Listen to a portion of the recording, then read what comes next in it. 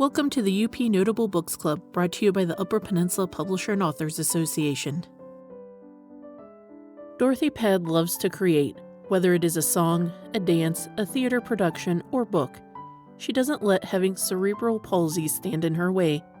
In addition to her work in the writing and performing arts, Dorothy also works as an advocate for individuals with disabilities and caregivers as the spokesperson for the Caregiver Initiative Project.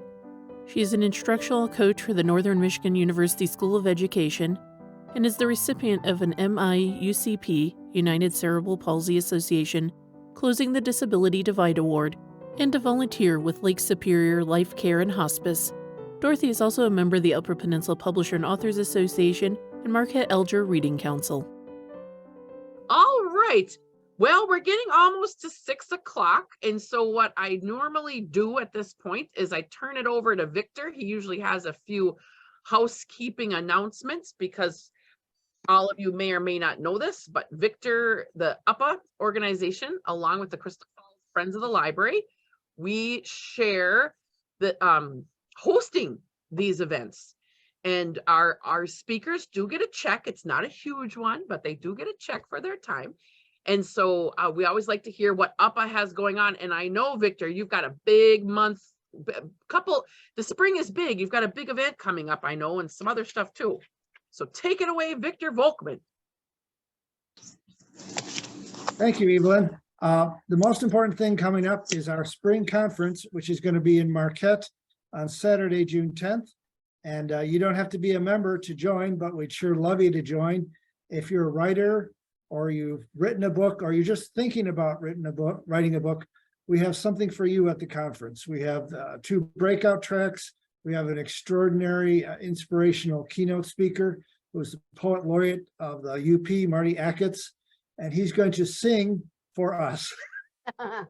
So no one will sleep through the keynote, I guarantee. It's only $40. It's the best bargain in Michigan, the entire country.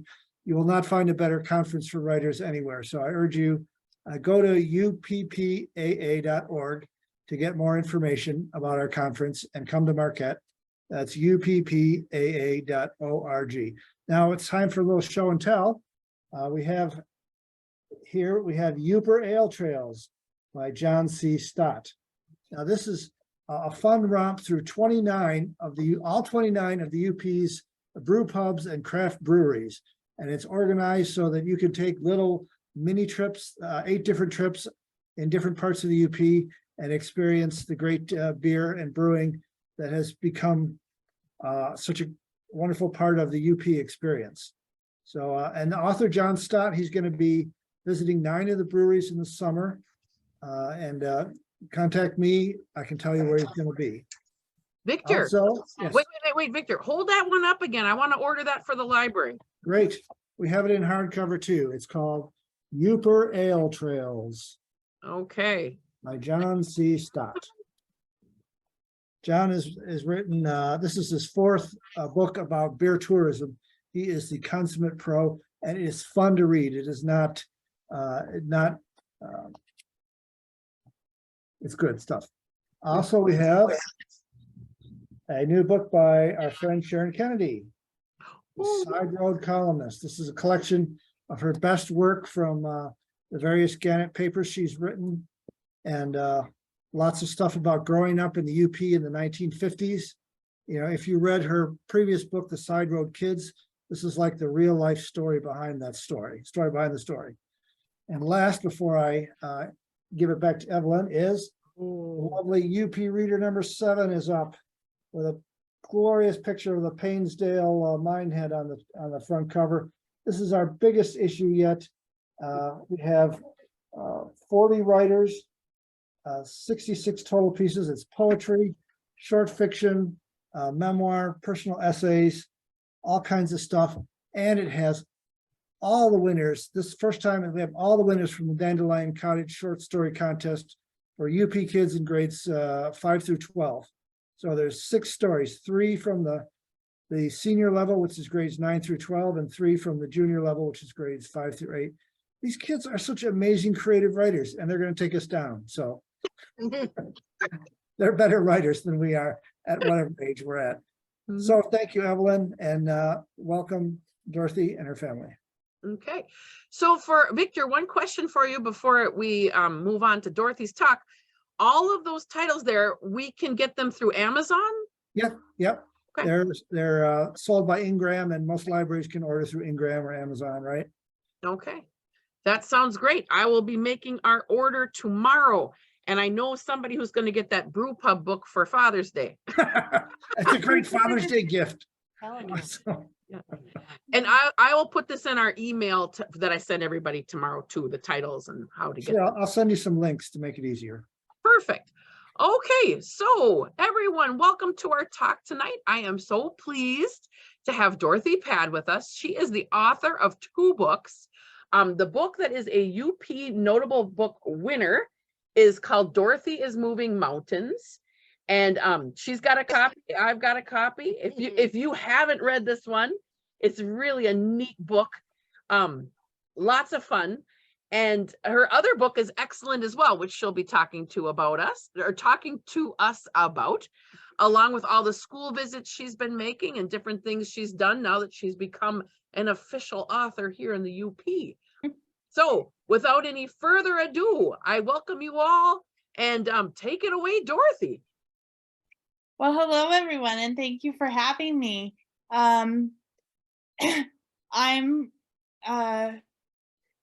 This is the first time I've spoken to a book group. I'm used to little ones, so this is my first experience in this kind of setting.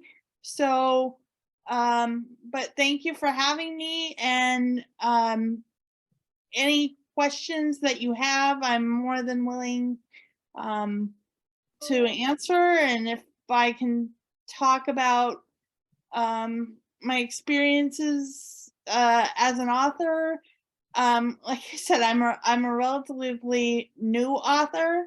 In fact, I'm still not used to that title yet. And I've written two children's nonfiction books, and I'm working on book number 3. And then when book number 3 is done, I've got book number 4 that needs to get edited and illustrated. So I love to write, but I am the most accidental author on the face of the planet. I was I was a student at Northern Michigan University. I kind of do college in my own way. So I was on a modified program, which means that I take lesser credits each semester than a normal, I hate the word normal, but an average student due to health limitations, let's just say. And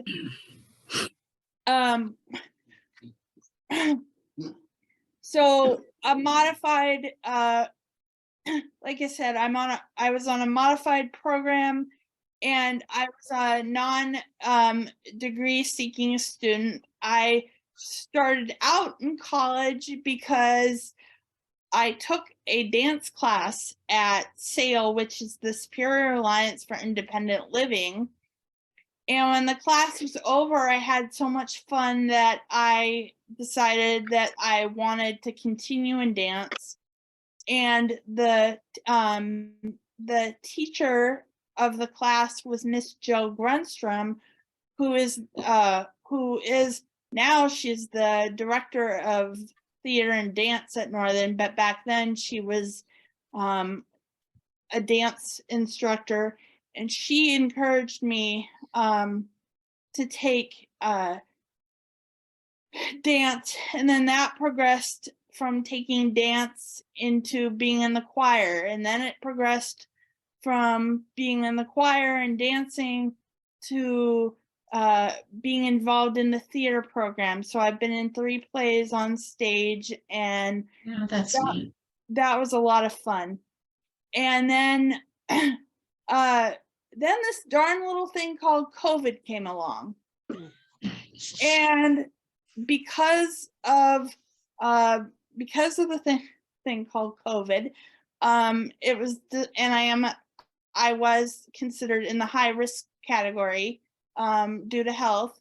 It was decided that even after school opened, on medical advice, it was decided that it would not be wise for me to return to school. And I fell into a depression.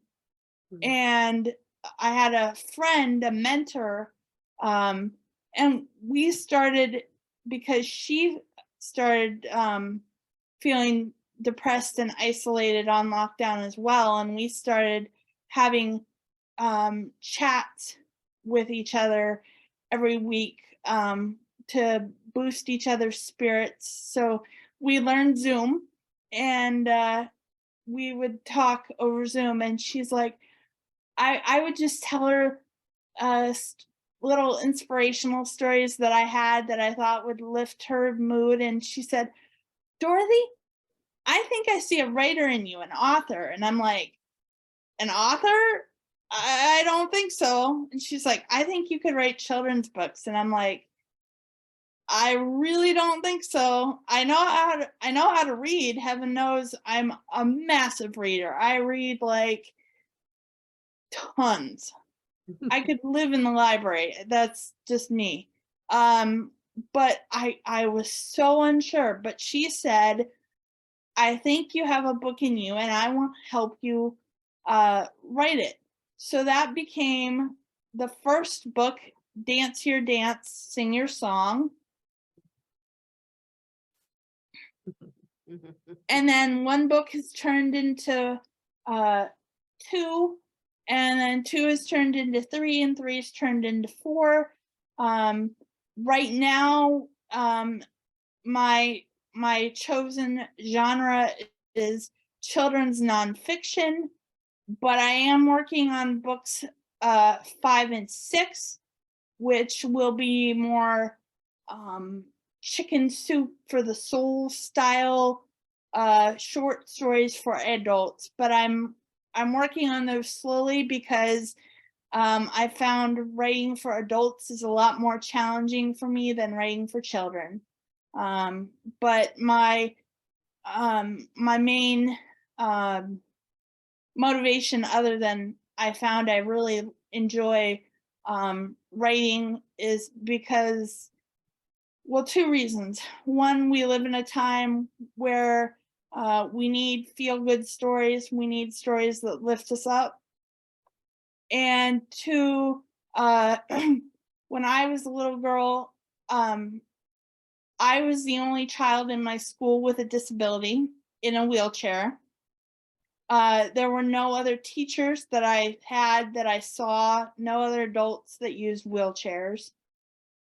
And importantly, also, there were no, when I would go to the library and check out the million books that I checked out, or I would go to school and go to class, there were no books with characters. Like, my favorite books were the Berenstain Bear books, but there were no characters in those books in wheelchairs.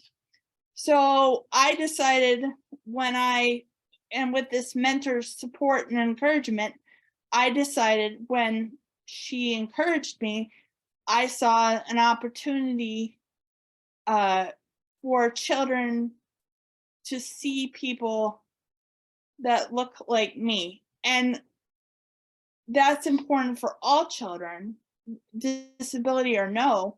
If you have a disability, it's important that you see people that look like you, because that way you feel more included and more seen. And if they don't have a disability, but they see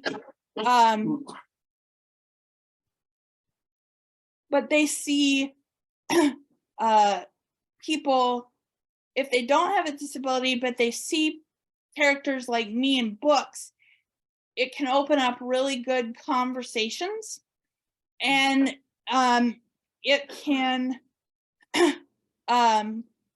teach them disability etiquette, for lack of a better word, and teach them how to be a better friend. And I love kids. I always wanted to be a teacher, a classroom teacher. I always wanted to teach the little ones. And while that has not worked out in the traditional path, that's what I'm doing, and I enjoy it so much. And now I am an instructional coach at the NMU School of Education, invited by Dean Lubick.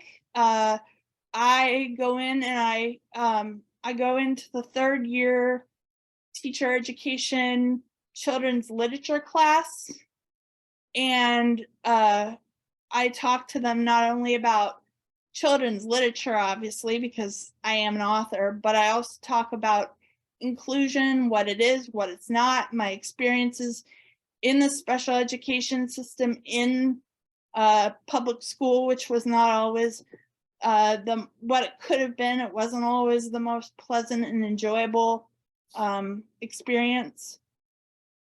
So yeah, that's pretty much me. I just want to start, Dorothy, by giving you a couple of compliments about this book in particular. Okay. I have to say, my favorite part is when they go shopping. You know, I was at a school today, and that was the children's favorite part, was going shopping.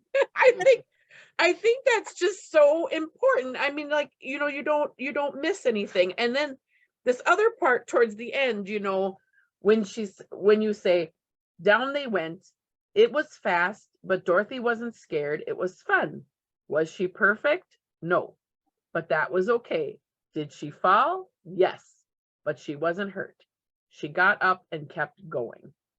You know, that's just a great, I mean, I don't know, that should be on a t-shirt or something. Like, I think that's a really good, I mean, and a very applicable quote to all kinds of things. You know, it fits the book, but it's got bigger meaning to me. So those are my Well, favorite. thank you. And that's really, thank you for the compliments. And I I do agree that does sound like a t-shirt, doesn't it? But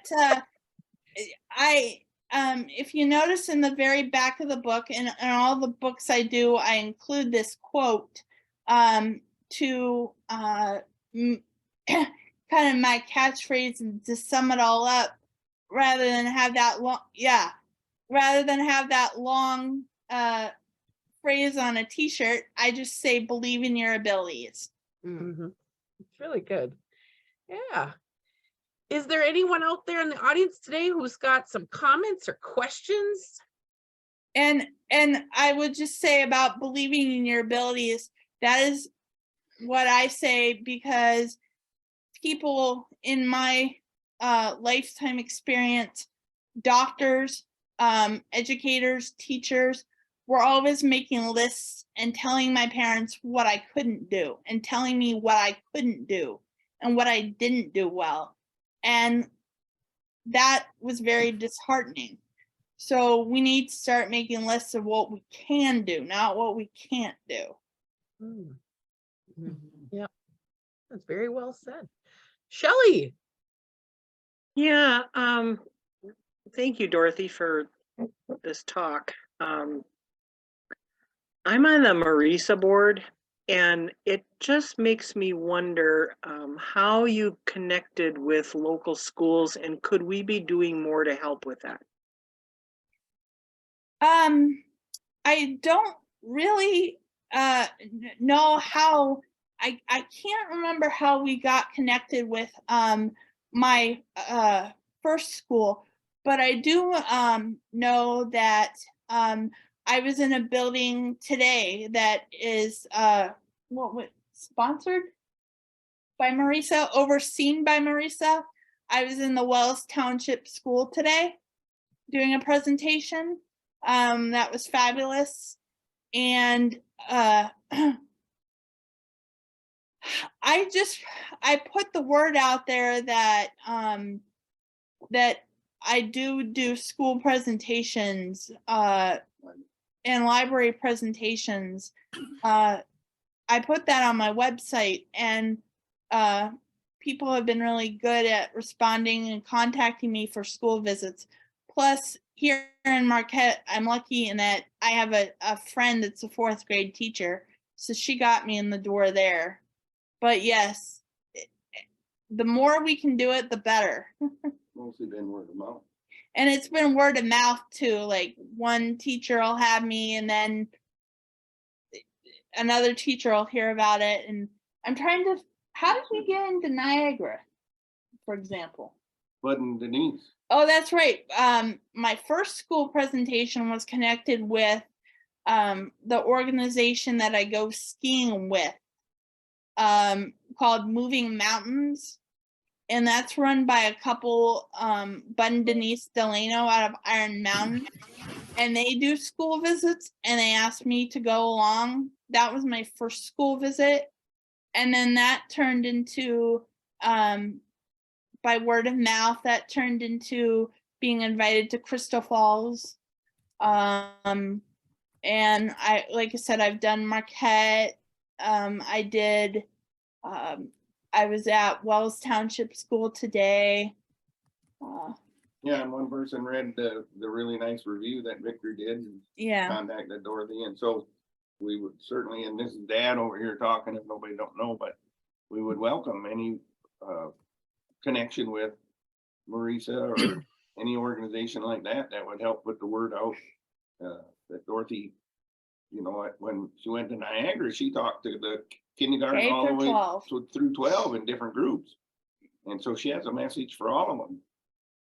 And also the young teachers she talks to at college and already existing teachers that, you know, from what she's seen it, she lived on the other side of it, the recipient of care and the recipient of aids and all that in schools, and has an important message from that side to speak to anybody that's willing to listen, and all inspirational and encouraging. Mhm. So we would be more than welcome, or would welcome help. Yes. I have, oh, go ahead. Somebody has a question. This is Sharon. Dorothy, I haven't read your book, but I did go on your website today. Okay. And you are really an amazing young person. Thank you. I watched the video there with you and your dad and some of the activities, and what a brave little girl you were. It just really touched my heart that that your parents had such belief in you when, as you said, the doctors didn't seem to. And what really threw me was when I saw a picture of you in London. Yes. And you met the fellow who played Siegfried on Yes, All I did. Creatures Great and Small. And I couldn't believe that. He's a major movie star. That was How actually, did you do that? that's an interesting story, if you don't mind me sharing. Oh, please do. Because that means a lot to my heart. That was actually an amazing opportunity I had in America. He came to America, but there's an interesting backstory behind that. So I deal with beyond my physical disabilities, the ones that you can see. I had 2 strokes at birth, and I'm affected by cerebral palsy. So, but beyond the disabilities that you can see, I deal with mental health challenges. I have severe anxiety disorder and OCD. And when I was a teenager, the lovely 13 to 14-year-old age, life was really challenging. I wasn't always in the best school environment. And I had to deal with all the issues of teenage girlhood, plus realizing that cerebral palsy was not going to go away. It was going to be a lifelong condition, and I was dealing with that without I certainly had role models in my mom and dad, but they don't know what it's like to have cerebral palsy and be in my boat. So I was dealing with all that, and I was having horrendous panic attacks. And this is where Robert Hardy comes in, is that whenever I would have a panic attack, my mom figured out that if we turned All Creatures on the TV and we turned Siegfried Farnen on, Mhm. it would calm me down. And I just fell in love with Siegfried Farnen and fell in love with the books. When other kids were reading Harry Potter, I was reading All Creatures. Mhm. So mom figured out that it would calm me down, and she suggested that I write a letter to that. We talked about how and I was like, I don't know, 13 at the time, but we talked about how people that we like on TV are portrayed by actors and what an actor was, and it might be cool to write a letter to Robert Hardy, who portrayed Siegfried, and tell him all this. So mom's pretty smart. I started writing letters to Robert Hardy, and we became pen pals. Oh, He was a wow. really nice man. He's sadly passed away now, but we became pen pal friends. And then one day in 2015, we found out that he was coming to America, to Hillsdale College to do a speech on Winston Churchill. And so my mom, again, wrote him a letter and said, you know, Dorothy, Dorothy loves writing letters to you, and she'd really like to meet you. And she doesn't, you know, she has her challenges, and so this would be a really big deal if she could meet you, because she thinks you hang the sun, the moon, and the stars. And she sent it off.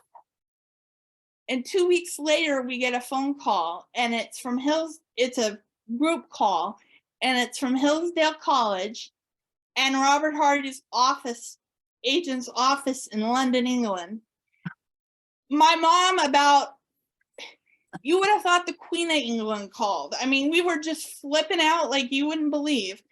And so he invited me, and then mom and dad and an aunt tagged along, but he invited me to be his special guest at this VIP only banquet. And I got to, he was so wonderful. He met me, and he was so pleasant and so charming, and we exchanged pleasantries. And then he said, in a lovely British accent that just rocked, by the way. He said, "Are you sitting at my table, Dorothy?" And I'm like, "No, I'm not sitting at your table, Mr. Hart." "Well, then come on, I'm coming to sit with you." And he came and he sat with me the whole night and told me just story after story about his life, and was just such an encouragement. And that really made a difference. I wouldn't have, without him, because he said at the end of the night, he said, "Dorothy, we're friends now, and I'm going to keep in touch with you." Without him, I can honestly say I would never have gotten the courage. He supported me going to college, supported with emotional support. So I would have never gone to college or had many of the opportunities I've had, or in fact been an author, without him. And this picture here is my favorite picture, and it hangs, I don't know if you guys can see. Yeah. But it hangs on the wall in my living room. Yeah. So That's amazing. He was just as gracious then in person as he appeared on the show. Yes. That's just I, amazing. I always tell people what you saw on the show is what you got, but you also had, he was so much more. Because he was real. He was real. Yeah. Thank you. Thank you for sharing that. He And was funny and he was kind. And I can honestly say, besides my parents and close members of my family, I can honestly say he is the first adult that I remember actually sitting down and having a conversation with me eye to eye and not being patronizing. And he was just awesome. I could go on for hours, but oh, I think that's wonderful. Just wonderful. And that you had the courage to, to meet him and to continue that correspondence until he passed. And it's a real credit to you and to your parents. well, thank you. You're very, very welcome. Thank you. Yes, Victor. Oh, thank you. As you know, I'm a publisher and I get a lot of questions from authors about how do I get my book illustrated? How did your partnership start with your illustrator? And how did you guys come up with the ideas?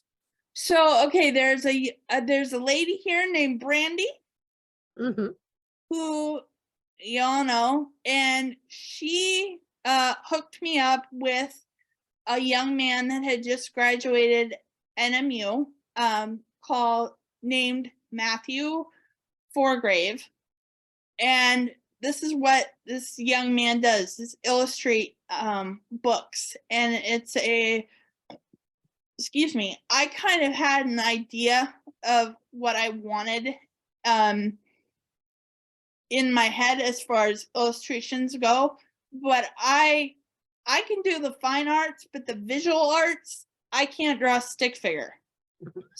So I kind of knew what I wanted, but I wasn't quite sure how to get there. So I just had the first meeting with him via Zoom, and he showed me samples of his work, and I told him, well, can you combine this style with that style? And do you think? And then, so I sent him some sample pages, and then I sent him some pages in my book, and he came up with sample drawings. And then I decided, yes, that's what I want for my books. And of course, at that point, I just was focused on one book. I didn't expect to write a whole series ever. But then so I didn't expect to write a whole series ever. What was I talking about? Meet Matthew and The first book you gave me and Matthew. But so the first book, I gave him I knew what I wanted, so I kind of gave him suggestions, and then he would take those and he'd send sample drawings, and we'd go back and forth till he got it right.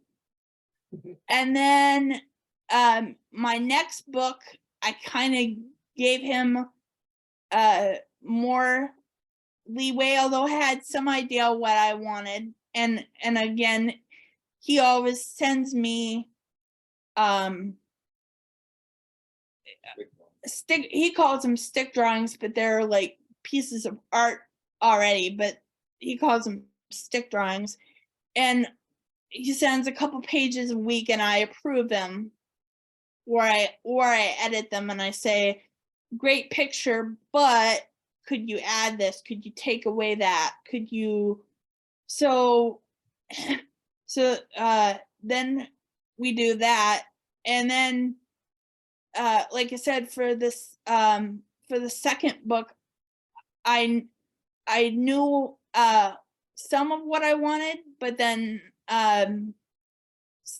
others I just left up to him. And then by this third book, I've completely, I didn't have any ideas what I wanted. I knew I wanted drawings and I knew I had the words, but I didn't.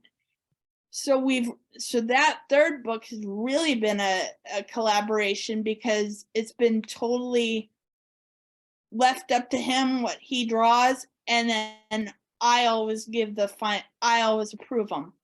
So every week he'll send me like 3 drawings, and sometimes he'll send me different options of drawings. So like there'll be similar drawings, but then there'll be some differences. So then he'll say, do you like option 1? It's kind of like the eye doctor. Do you want option 1? Do you want option 2? And then I'll tell him. But it's just a really fun collaboration, back and forth. And Brandy helps too. And it's always fun, and I get final approval, and he can handle my perfectionistic self. So we're good. Excellent. Thank you. You're welcome. Dorothy, can you tell us a little bit about what's to come? What is in book 3 and 4? Can you give us some hints? Okay, well, okay. You're getting the scoop here. You guys are lucky. Book 3 is about teaching teachers at NMU. So teaching it's called Dorothy's Teaching Teachers, and it's about my experience getting to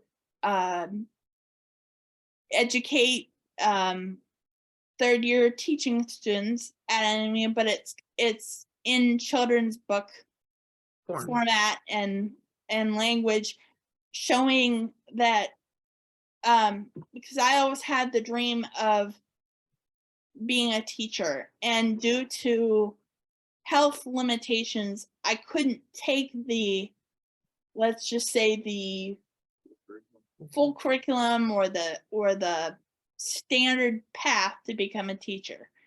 So Joe Lubick heard my story though and said, Dorothy, I want you to come help me teach teachers or students that are going to be teachers. So it's the idea that Dorothy's dream may have looked a little different than what she thought, but I'm still getting to fulfill my dream, and it still looks wonderful in that. And then that's my third book. And then my fourth book is going to be called Dorothy is Missing Mom. And what that's about is not only did I have my challenges growing up with cerebral palsy, and I was in the hospital, in and out of the hospital a lot, and seeing a lot of doctors. But not only that, for 2 things. One, I had a father in the military that was deployed often. So, and I also had a mother that was severely chronically ill with a rare illness that she still has, but thank heaven she's much better now. But she was in the hospital a lot, and we were separated a lot. And I was my parents were always there for me. And in fact, my mom was a stay-at-home mom, so I spent a lot of time with her. Thankfully, she was a stay-at-home mom, but I did spend a lot of time where I was separated from my parents. And when I was little, there weren't books for children whose fathers and mothers are deployed in the military. There weren't books for children whose mothers were severely ill and were at the point of dying, to be blunt. So I just decided that, again, I was going to write a book about that, because that's what I wish had been there for me. Mhm. Wow. This is becoming like a series. This is so good, you know? I call it the Moose Family series. The Moose Family series. Oh, yeah. Oh, Or maybe two more.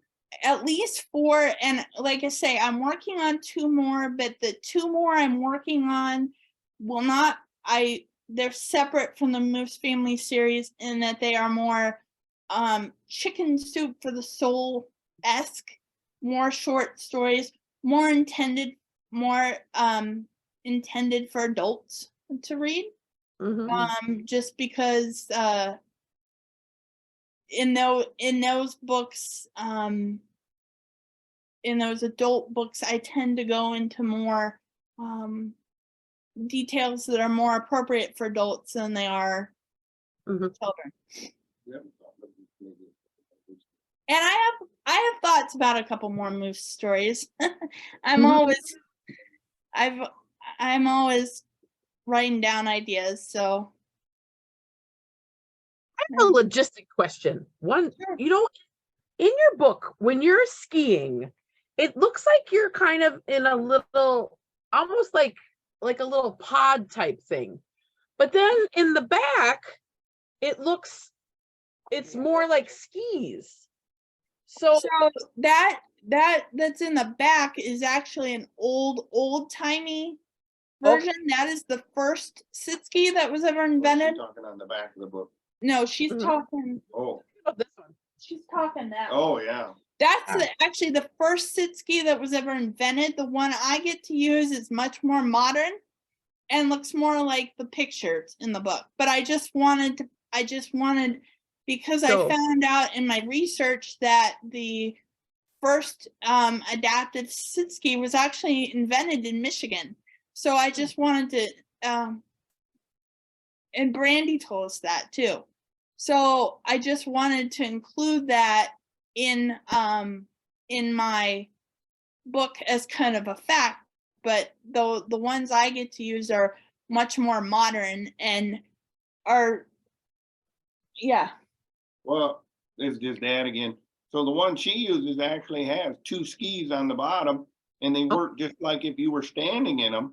You know, when you lean, they cut in, and they cut in going right and left and that. So it's made to operate just like you were standing in those skis, but then it's to keep Dorothy safe or someone that isn't mobile.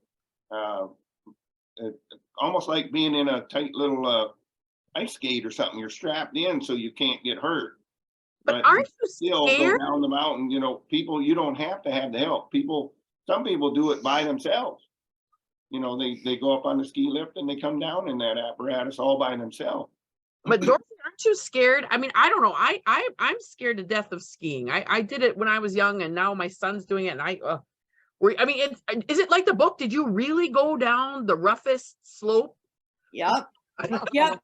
I didn't start out like that though. And yes, when I started, I was very scared. In fact, I thought I was crazy because I have something called sensory disorder. So loud, sudden noises or sudden fast movements can be quite scary.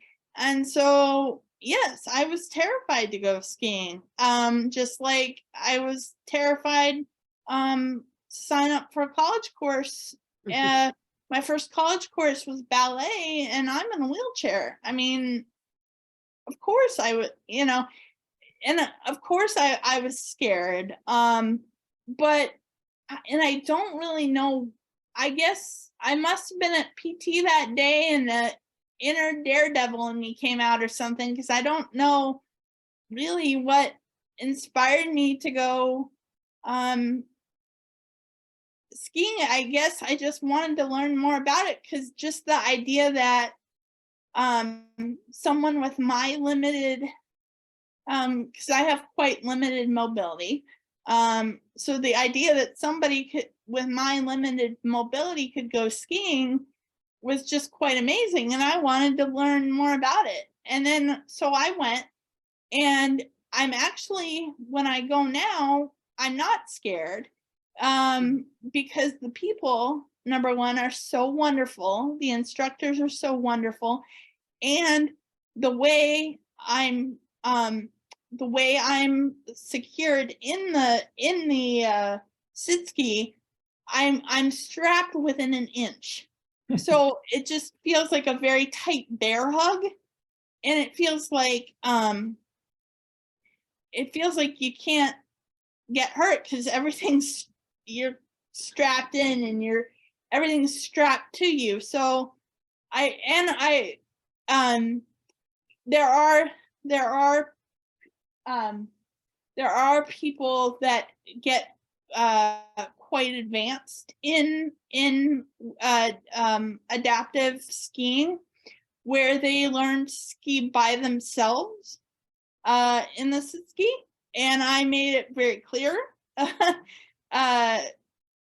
First couple lessons, I made it very clear that yes, I want to learn and I want challenges, but I made it very clear I'm never going skiing without an adult tethered to me.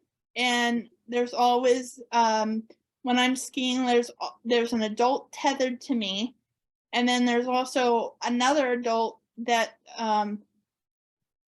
stands by the instructor and is just there just purely as a safety. Okay.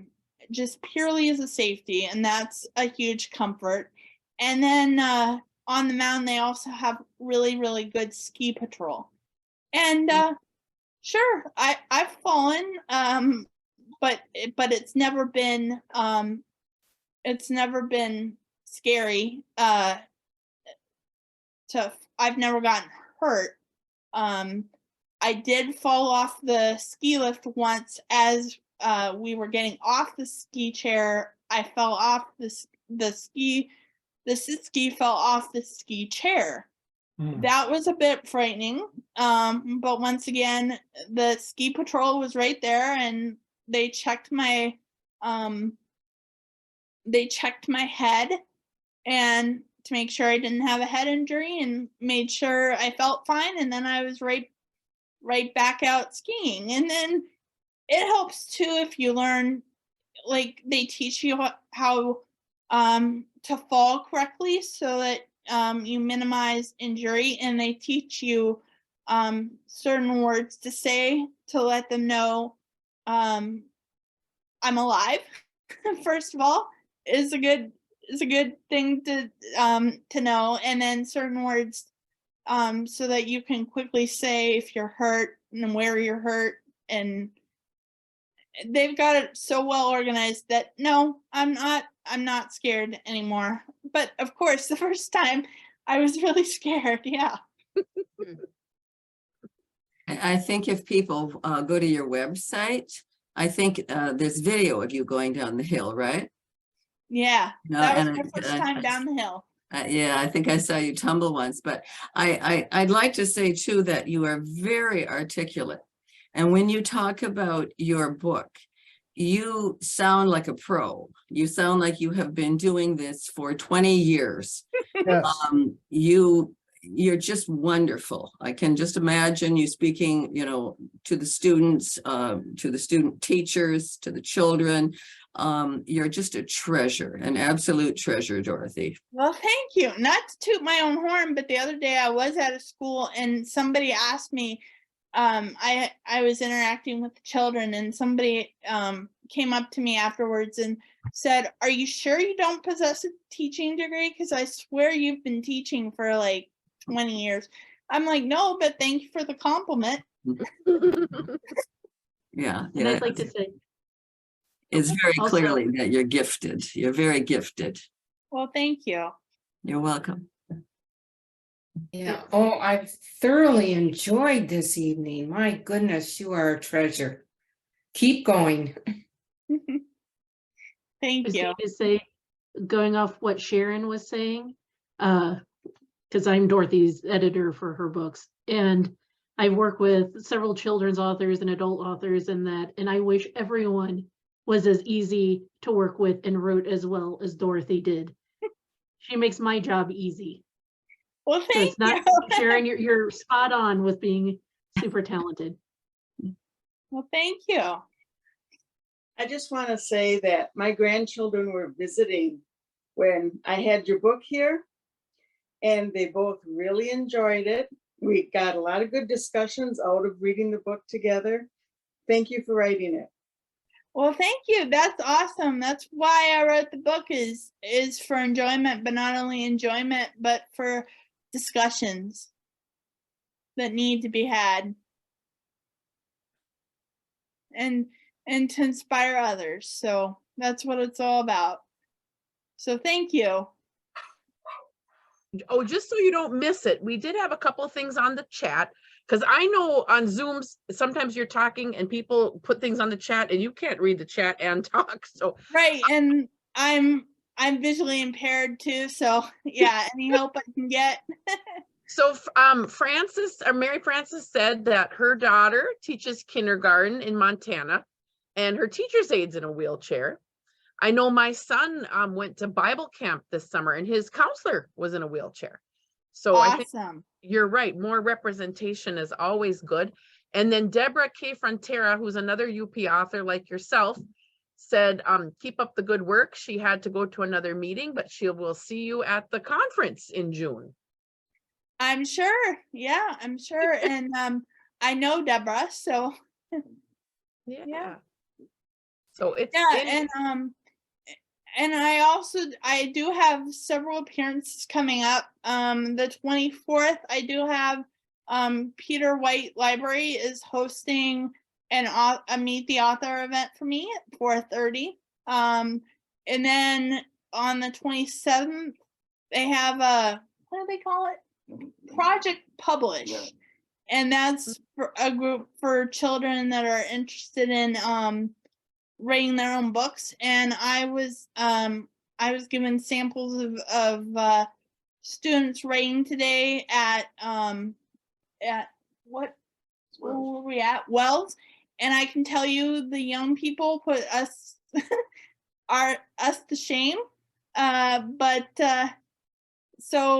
anyway, I have Project Publish coming up, and then I do have I will be at the Mother's Day TV6 craft show in Marquette, and then I'm doing several events downstate. Reading Rocks in Rockford. I'll be at that. So yeah, I have never a dull moment around here. And then I'll be at the Thanksgiving craft show, and then I'm off on a Disney cruise. We're going on a Disney cruise for Christmas. So That's amazing. Dorothy can go on a Disney cruise. There we go. yeah, exactly. Exactly. Next book. There we go. Well, I just have to thank you for tonight. And thank you. Dad, I hope you're listening. I want to thank you too, because obviously you set her up here on the computer, and you are, I think, probably a big part of getting her around the whole world doing these events. Yes, he is. He's my peep. Yeah. So thank you so much for sharing her with us, because you guys look like a good team. We are. And a team lives on, we're going to keep on, right? Right. Yeah, she gives me proud dad moments every single day. Yeah. Good. Thanks. Right. All right. And you're also the dad ATM, right? Well, yeah. Thank you, Dad. So, Yeah. it is. Can I add one thing as we're closing out here? Sure. It makes me think, because I've observed Dorothy her whole life. I've been there every moment I could, when Uncle Sam didn't have me somewhere. But one of the things that I think is unique, and Dorothy tries to say it in the books, is special people came into her life at the right time. The dancing, all her life she was told, you can't dance. And in fact, that's the title of their first book. When she came home one day as a child, Dad, they're making fun of me. Well, my advice to her was dance your dance and sing your song. If it makes you happy, then they need to look away. You do what makes you happy and doesn't hurt anyone else. And she didn't forget that advice as a young child. And then, but Miss Jill Grunstrom over at NMU came into her life. They had never had a child with a disability in the college ballet. And they said, sure, Dorothy, you can join. And she had never experienced that, because most places, and they would say, go sit in the corner, don't get hurt. What are you thinking? You're in a wheelchair. Or you call and try to sign up for lessons and they just hang up the phone. You know, and so when Dorothy, that first class, Dorothy got there very concerned about, am I going to be the audience sitting in the corner? And she said to the teacher, I don't know what I'm doing. And the teacher said, neither do I, but together we're going to learn how to include you in this ballet class, not take anything away from the rest of the other students. And then the same with the skiing on the mountain. It was Bud and Denise, the confidence that they built in us, that they were going to keep our child safe, and that Dorothy felt, you know, they're truly angels on earth. But these people that come into our lives, in Dorothy's life at the right time, you know, I believe in divine intervention. And then Robert Hardy. And like Robert Hardy with his encouragement and stuff. But that's in a lot of these, as we encourage Dorothy, the naysayers were almost overwhelming us sometimes, the people that you will never be a teacher, Dorothy. Yeah, and the naysayers, I might add, were special educators in the public school system. Oh, my But the goodness. saddest thing, they were mostly adults that told Dorothy, you will never be a And teacher. You by will never by go the to way, school." also their supervisors knew about it because I made sure they knew about it, and they didn't do a thing. In fact, when I finally told my dad about what was going on, and when he went in to the superintendent of schools, the person looked at him and said, well, we'd prefer if Dorothy advocated for herself. And my dad said she did, and you didn't listen. So Yeah. I'm here. So sad thing is, all the way up, the superintendent knew about it and wasn't willing to do anything about it till Dad had to get intervened. But the point I'm trying to make is, it's the people that come into our life sometimes that add that extra encouragement, that extra belief in you, that extra positivity, you know, not just wild, like you're going to fly to the moon someday, but the reality of, we can adapt enough of that dance class for you to participate, Dorothy, and we'll learn together how to do it. And that person's a significant friend of ours yet to this day.